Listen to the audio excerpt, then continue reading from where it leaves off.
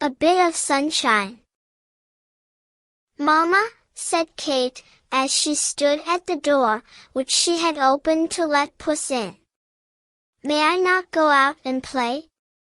The clouds are all gone and the sun shines bright and warm." "But the grass must be quite soaked after all the rain," said Mamma. "I will tell you what to do, run to Papa, and ask him if he will not take us to drive." Papa was just going out, and had his hat in his hand, but he sat down at once to hear what Kate had to say, and promised that he would take them in half an hour. And so Kate ran upstairs to ask Nurse to put her wraps on. By the time the horses were at the door she was all ready, and took her place with great glee. What a bright afternoon it was! The long rain had made all the grass and leaves look bright and green. And they were rustling in the fresh breeze. Away out at sea the ships were flying before the wind, looking like great white birds. Kate's home was at the seaside, and their drive this afternoon would take them for a time on the beach. The waves, Papa said, would be very wild, for the wind was just right to make a heavy surf. Soon they began to come to the fishing village. The houses were small, and on the beach close to each was drawn up a fishing boat. On one of these a man was hard at work. He was down on his knees in his shirt sleeves, with some sort of a tool in his hands, and was so intent on what he was doing that he did not raise his head as they passed. In the boat itself was a boy. He was leaning over the side and looking down at his father. His hat had blown off, and he looked like such a nice boy that Kate smiled at him as they went by. He laughed back and made her a little bow, but the horses went by so fast that she saw him for a minute only. "What was the name of that boat, Papa?" she asked. "Phyllis," said Papa. "Why, that's a girl's name," said Kate. Just at that moment they passed by a small house. The door stood wide open, and in it sat a young girl. She had a pillow in her lap and was working over it, Kate thought, with a needle. "She is making lace," said Mama. "It is hard work, because one has to sit still bent over. I suppose she is glad to have the bright sunshine to sit in, for no doubt she has been kept in the house by the rain. I wonder if that is her little brother who is leaning against the side of the house whittling." Kate stretched her head out to look, and cried, "Why, he is making a boat! What a clever boy! See, the hull is done, and 2 masts are in place. What fun it would be to have a boat to sail on our little pond." "Our pond is too deep for it to be safe for you to play about it," said Papa. "But when you are older you shall have a boat without fail." The road now left the village behind and ran along the top of some high cliffs. At their feet the sea came in great waves that were topped with foam, and that broke in a mass of spray. There were 2 or 3 persons on the beach, and they were walking about and holding up their skirts to keep them from getting wet. It looked like such fun that Mama asked Papa if he would not stop and let her and Kate have a short run on the sands.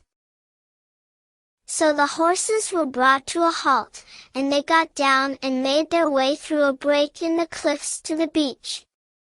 Then, after they had walked a while, they sat down on a great mass of rock and watched the waves as they rolled and broke at their feet. Kate was much interested in a piece of board that the waves were tossing about. She played that it was a ship, and really felt quite badly when it was dashed against the rocks. How long they would have stayed there I do not know, but they heard Papa shouting that he was tired of waiting. And so they made haste to climb up to where he was and take their seats. Then he spoke to the horses and on they went. They had not gone far when they found themselves in a green lane. Coming toward them were a little girl and boy. They were on their way home from school, as the bag in the girl's hand showed, for it had books in it. As they drew up by the fence to let our party pass, Kate said, "Their Mama lets them walk out though the grass is wet, but I would much rather ride this way than walk at any time, or play either, and so would they, I know." "I am afraid the rain is not all over yet," said Papa. "That black cloud ahead will give us a wetting, I fear. I will drive faster." Soon the drops began to fall, but their carriage had a top, and they had with them rugs, so that they were not hurt at all. Kate, as she peeped out, saw that all were not so safe. A girl and a boy were crouched close under a bush by the roadside. "They will not get very wet," said Mama, "for the cloud is nearly passed by, and the sun shines once more." "Are we not near home?" she said to Papa. "It is getting late, I think. There goes a girl with her pail to drive the cows to the yard to be milked. Kate must have her supper when we get back, and her bedtime is 7 o'clock, you know." "It is only 5 now," said Papa. "We can have a good hour more, and Kate won't mind, I fancy, if she is a little late for once." "No, indeed," said Kate. "I think anyway I am getting much too big to go to bed at 7. "There is a little girl," said Mama, as she looked in at the door of a house that they were passing, "that thinks bedtime is not far off." "She's only a baby," said Kate with great indignation, "and I am quite a large little woman." Papa and Mama both laughed at Kate's tone. She did not like to be laughed at all, and so, to change the subject, as they went by a house, called out, "Why, what are that boy and girl doing at that hogshead?" "Fishing," said Papa soberly. "In a hogshead," said Kate. "Who ever caught fish in such a place? No, they must be sailing chips. Yes," she went on, as she stretched her short neck up as far as she could. "That is what they are doing, I can see the chips." Just then Papa called out, "What in the world is this coming down the road? Whoa! My boys, steady," he said to his horses as they began to prick up their ears. The next minute they saw what it was. A dog came toward them at full speed, howling with fright, while close at his heels was a cat wild with rage. Her ears were laid back, and she meant to catch and scratch the dog if she could. But he was too fleet for her, and as they looked they saw Puss give up the chase and climb up on a fence. "Well," said Papa, "I think that dog has had a lesson. He will not trouble that cat again, I am sure. I wonder what he did to make her so angry. Perhaps he teased her kittens." "There," said Kate, a few minutes later, "there is a dog that is not going to be driven by a cat. Just look, Mama, he wants to get some of that baby's supper."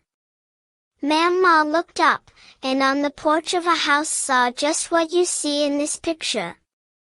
A fat small boy with a slice of bread and butter, while a dog almost as big as the boy looked on waiting for a bite. Just at the side gate of the house stood an old cart half full of hay. It had not been used for some time, and a pair of birds had made their nest in it and had 2 or 3 young birds, which they were just feeding with a worm. "Oh, how sweet!" cried Kate. "Papa, dear, do stop a minute." So Papa drew in his horses, and they watched them for a little while. The birds did not seem to mind them at all. "There are no bad boys hereabout," said Papa, "that is very certain." "I am quite sure," said Mamma, "that it must be time for us to be home. The sun is nearly setting." "Yes," said Papa, "it is 10 minutes of 6. I will take a new way home, and we can be there in a very short time." So he turned off into a lane close at hand. The horses seemed to know that their work was nearly done, and went on so briskly that just as the hall clock struck 6 they stopped in front of the door. Nurse was waiting on the piazza to meet them, and she jumped Kate out of the carriage and took her right up to the nursery, where in a very short time her tea was all ready. How hungry she was! It seemed to her that bread and milk never tasted so good before, and she had her bowl filled 3 times. At last she pushed back her chair and said she had had enough. Then she began to tell to Nurse all she had seen, the boys, and the dogs, and all the pleasant sights, and all the time that Nurse was getting her ready for bed, her small tongue wagged without stopping. "I am getting now to be such a big little woman," she said to Nurse, "that I don't think I shall go to bed any more till 8. I only just lay awake for an hour when I go at 7. But that night when Mama came up, at 5 minutes past 7, to kiss her good night, she found her little girl so fast asleep that she did not know at all that she had come. "Ha, ha," laughed Mama softly, "I think we will not change the hour for Kate to go to bed just yet." The next day was bright and fair, and Kate was glad to get out once more. She found that the rain, which had seemed so useless to her, had been of great service. Her flowers were all looking fresh and green, and every bud was nodding its head in the sunlight.